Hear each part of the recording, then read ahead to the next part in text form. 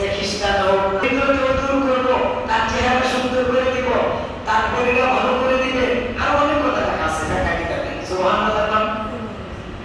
নবীজি বলছেন তুমি হজ করো, সাথে আবার একটা উমরা করো। এখন আল্লাহ তাআলা বলেন ওয়ালিল্লাহি আলা নাসি হিজ্জুল বাইত, বাড়ির থেকে শুরু করে তাকে সহকারে দিচ্ছে। তাহলে 3 বছর হলে মাসটা থেকে আগে মনে শেষ। এই কথাটা আল্লাহ বলছেন আমি দিতেও পারি দিতেও পারি।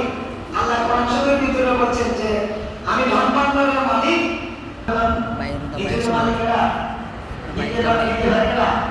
এই জন্য ভাইরা যাদের পয়সা আছে হজ করছেন, আপনারা বলে হজ খরচ নেই। আমি জানি না হাদিসা হজ করে এসে আজকে ভরে দিচ্ছে একবার হজ করছে খরচ, আর হজ কি নাই খরচ না, এবার কিনলে ওনার নফল। কিন্তু আপনাদের মধ্যে কেউ যদি হজ এরকম টাকা থাকে বদল হয়, যদি আপনারা না চান আপনারা এটা দায়ী। আপনি যদি ভালো হয়ে মরেন আল্লাহর আসে যায় না, খ্রিস্টান বৌদ্ধ হয়ে মরে যান, খারাপ হয়ে মরেন যেমন মরেন আল্লাহর কোনো আসে যায় না। কিন্তু অনেক অনেক ঘটনা আছে, কিন্তু আল্লাহ আপনারা চাইতে দিয়েছে ঘটনা বলতে না। আরেকটি কথা লিখছে দুরুল মুখতারে লিখছে নবীজি বলছেন কাল হাসরের ময়দানে তাকে আল্লাহ পাক এমন ভাবে ফেরেশতারা পিটাইতে থাকবে আর বলবেন তার ধন সম্পত্তি কই, ধন সম্পত্তি তার গলার মধ্যে পেঁচাইয়া দাও, সাপে পরিণত হয়ে যাবে, সব ধন সম্পত্তি এখন সাপ কিছু হয়ে যাবে। মানুষ হঠাৎ করে মোটা হয়, হঠাৎ করে চিকন হয়। ইমাম শাফিঈ বলছেন যে দুনিয়ার মধ্যে তুমি যখন মার গর্ভের থেকে ছোট হয়ে আসছো, তোমাকে আস্তে আস্তে বড় করে 70 বছর 40 বছর 30 বছর একটু মোটা তাজা করে, আবার 40 বছর করে আস্তে আস্তে করে কি করে চিকন হয়ে যায়, ছোট হয়ে যায় মানুষটা। 100-150 বছরের লোক তো আপনারা দেখছেন। আমি 130 বছরের লোকের সাথে কথা বলছি, একেবারে এমন হয়ে গেছে বুঝছো। তো কে করলাম ওই হাদিসটা আল্লাহ কি করতে পারে, আল্লাহ বুঝাইছেন আমি মোটাও করতে পারি চিকনও করতে পারি, ঠিক এরকম ধনীও বানাইতে পারি গরিবও বানাইতে পারি।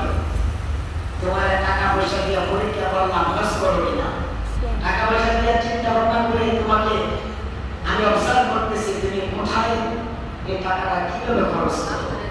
সুবহানাল্লাহ সুবহানাল্লাহ। আরেকটা হাদিস নবীজি বলছে সামনে কুরবানি আসতেছে, তোমরা প্রস্তুত হয়েছো কি?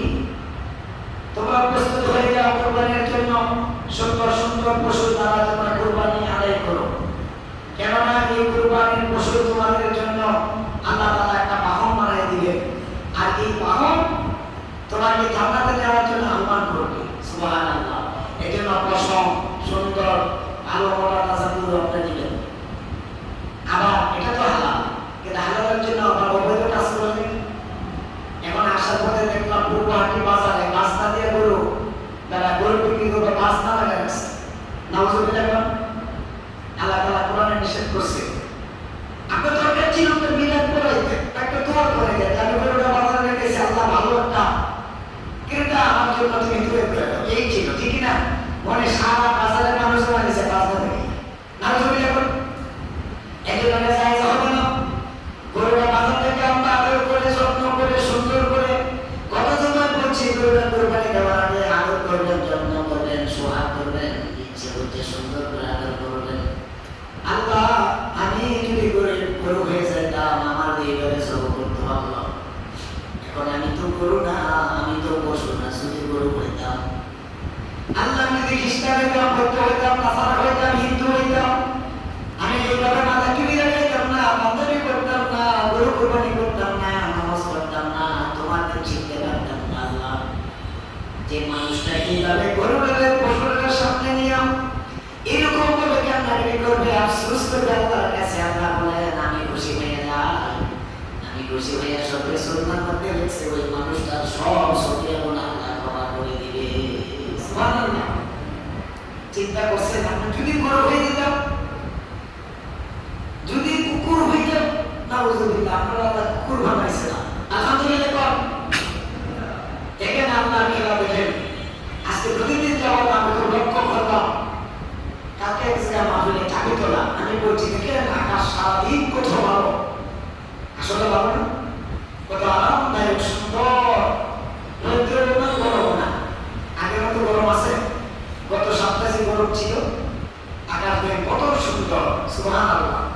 আমার ভান্ডারা করবে, বিক্রি করবে, ক্রয় করবে, বাজারে যাবে, সুন্দর ঠান্ডা। আল্লাহ শান্তিদায়ক করে দিয়েছে। ইব্রাহিম আলাইহিস সালামের আগুন ধরে দিয়েছে, আগুনটাকে হঠাৎ করে আল্লাহ ঠান্ডা করে দিয়েছে, সুবহানাল্লাহ। একেবারে ঠান্ডাও গরম নয়, বলা হয়ে যাবে, আবার গরমও রাখে নাই। আল্লাহ বলছেন যে আমি একেবারে সালাম, সালাম শব্দটা ব্যবহার করতে গিয়ে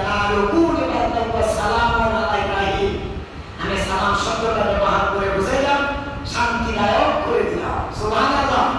আল্লাহ তাআলা আমাদের জন্য এই যে পশুগুলি ক্রয় বিক্রি করার জন্য আল্লাহ আকাশটা ভালো করে দিয়েছেন, সুবহানাল্লাহ। এই জন্য আল্লাহ শুকরিয়া আদায় করেন। আল্লাহ আমি 2 দিন ধরে 3 দিন ধরে আল্লাহর কাছে বলেছি, আল্লাহ তুমি কেমন, আল্লাহ আকাশটা এত সুন্দর করে দিয়েছো, আল্লাহ বৃষ্টিও না। কালকে তো বৃষ্টি হয়েছে, বৃষ্টি হয়েছে কোন সময়? 4টার পরে, সুবহানাল্লাহ। যদি এর আগে হইতো কত কষ্ট মানুষের, এমনি তো করবে